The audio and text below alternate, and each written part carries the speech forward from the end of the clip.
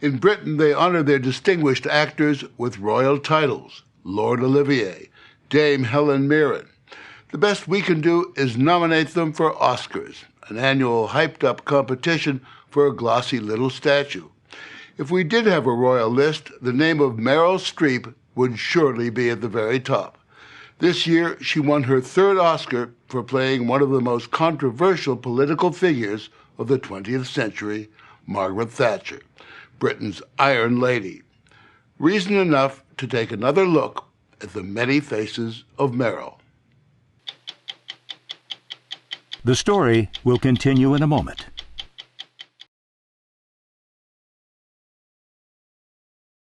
This is a day to put differences aside, to hold one's head high, and take pride in being British. Ms. Streep has a unique gift for not just portraying a character, but literally becoming her. On the stage of the Delacorte Theater in New York Central Park, where she first starred 35 years ago, I asked how real it seems to her while she's performing. I mean, I'm not insane. I do know that I'm acting. But you forget about it, yeah. You kind of, when you're doing it right, there's a thrilling suspension of the day-to-day, and you're in someone else's head. On this day, in a London film studio, that someone else is Margaret Thatcher, dancing with a make-believe Ronald Reagan, Thatcher's fellow Cold Warrior. There you go again, why not? It's the latest tour de force from Streep, a woman of many faces.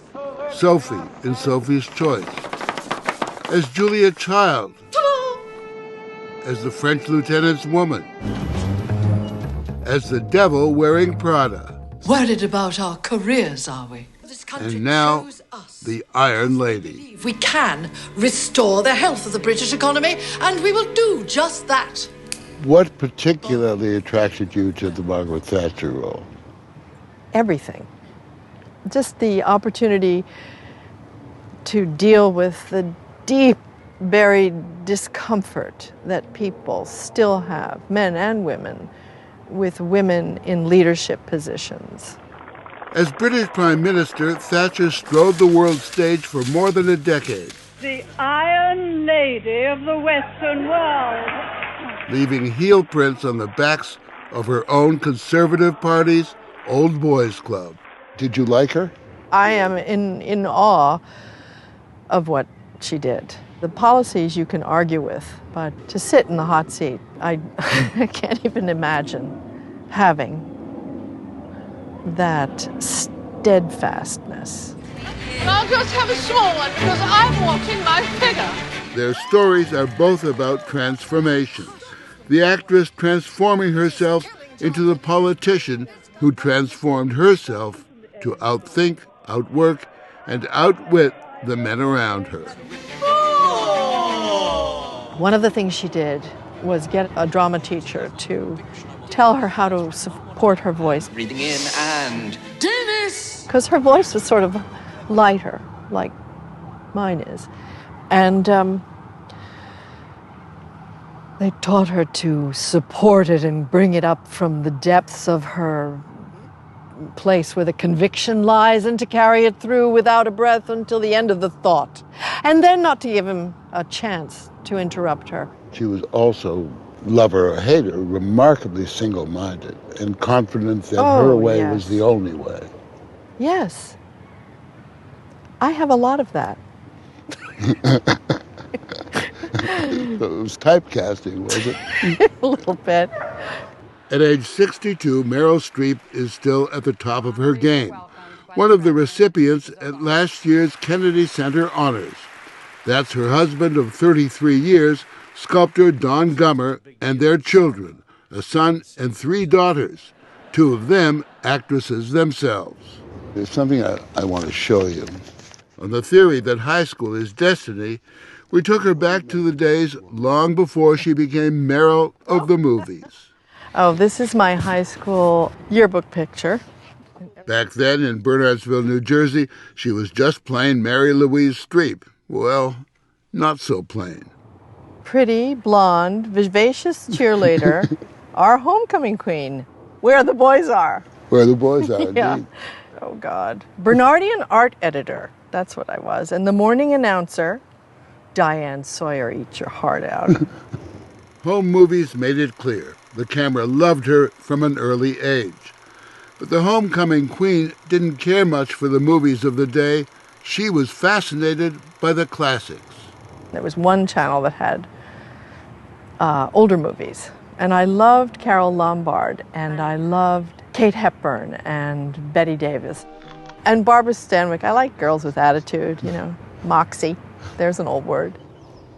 Though she had dabbled in acting, she got serious about it at the Yale Drama School. That led to an audition with the public theater director, Joe Papp. Joe Papp could be a taskmaster, yes? Not to me. Papp gave her first break on Broadway, a small role in a period piece called Trelawney of the Wells. Joe Papp asked you if you could do a Southern accent? Yes. And he said, wait, do this Southern. Can you do a Southern accent? I'm from not even Southern New Jersey, you know. I pulled it up out of probably some 4 o'clock movie somewhere. I heard it was from the Dinah Shore show. Oh, yeah, maybe that was it.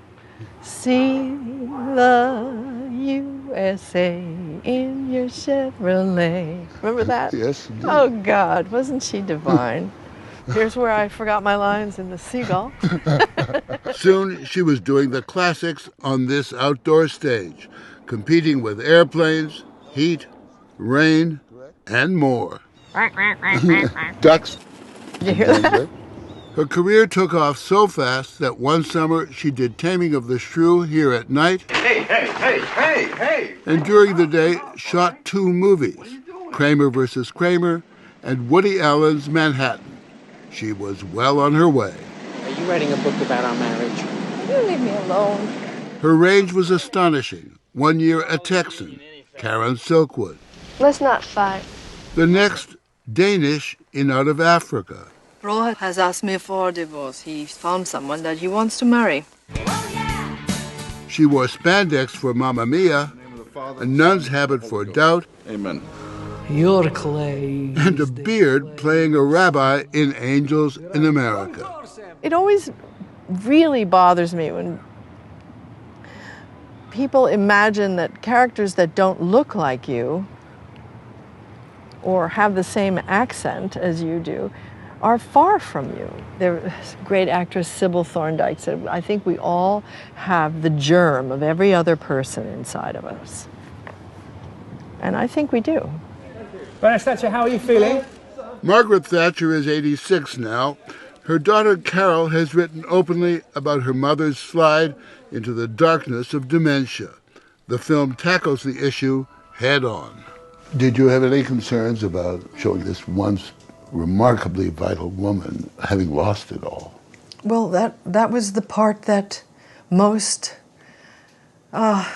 intrigued me. First of all, I don't feel there's any shame in dementia and people that suffer it. And you're not Prime Minister anymore. To tell an honest story about a big life in its ebb, you have to deal with this part of it. There's one observation that gets her back up when people note that she's played a lot of strong-minded women. No one has ever asked an actor, you're playing a strong-minded man. We assume that men are strong-minded or have opinions, but a strong-minded woman is a different animal. Margaret Thatcher said, if you want something spoken about, ask a man. If you want it done, ask a woman. Wandering the Massachusetts countryside near her home, she insisted on showing us what one woman did, clearing the brush so our camera crew wouldn't trip. Look in that window. It's the house where in 1781 a slave called Mum Bet intervened when a young slave girl was threatened by the lady of the house. And she took a red-hot fireplace shovel and tried to strike the child, and Mum Bet saved the little girl and burned her arm all the way up the arm, and that was the last straw. Mum Bet sued in court and gained her freedom, taking the new name Elizabeth Freeman. The case led to the abolition of slavery in the state. By 1790, the census recorded no enslaved people in Massachusetts. Mm-hmm. As for women in Hollywood, Streep is an exception to the rule that most leading ladies have a short shelf life. 4 of her most recent films have been directed by women. But one thing that drives her crazy is the snail's pace of movie making, shooting the same scene time and time again. I don't like to go over things and over and over and over and over and over and over and over and over and over and over and over and over and over and over and over and over and over again. I don't like that. That happens a lot, though, doesn't it, in movie making? Yeah, but I guess I have less tolerance for it. I like movies that have little budget, and so they can't do that. Do you think that movies are better, getting better than when you started? I think the acting's better. I think the acting is better than in the classic days, frankly, of movies. But if you look at the movies being made, the big movies that are being made are about comic strips. Well, I don't see those. Or vampires, or gross behavior. Yeah. All aimed at, 18-year-old boys. Yes, that's called the narrowing of the audience. The movie business has worked assiduously to discourage you and other intelligent, discerning people from the theater, from the movie theater. They have worked hard to get rid of you because you don't go then buy toys and games. And then there's the Streep enigma, that hint of a Mona Lisa smile, or as the Italians call the painting, La Gioconda. Jack Nicholson says of you, it's the Gioconda smile, the mystery of Meryl that appeals. Is that a snake? What is a Gioconda? No, you're thinking of an anaconda. It's the Mona Lisa. Okay, fine. Sorry. All that education down the drain. Okay, fine. I thought, what does he mean? It's good to have something that is undiscoverable, which, frankly, I think every human being has. I don't think I'm that mysterious, but I'm glad he thinks so. There's no mystery about why she won the Oscar for portraying Margaret Thatcher. The actress, the Prime Minister, no doubt at odds politically, but each compelled to leave their mark. 2 brilliant performers, 2 sisters under the skin. Did you discover anything of yourself in her? No, what do you mean? Yes, of course. My dutifulness, my desire to work hard, my desire to do the right thing, to, be a good girl. All those things I think she grew up with, and so did I. Go to 60minutesovertime.com to hear what Meryl Streep has to say about the leading men in her life. Sponsored by Pfizer.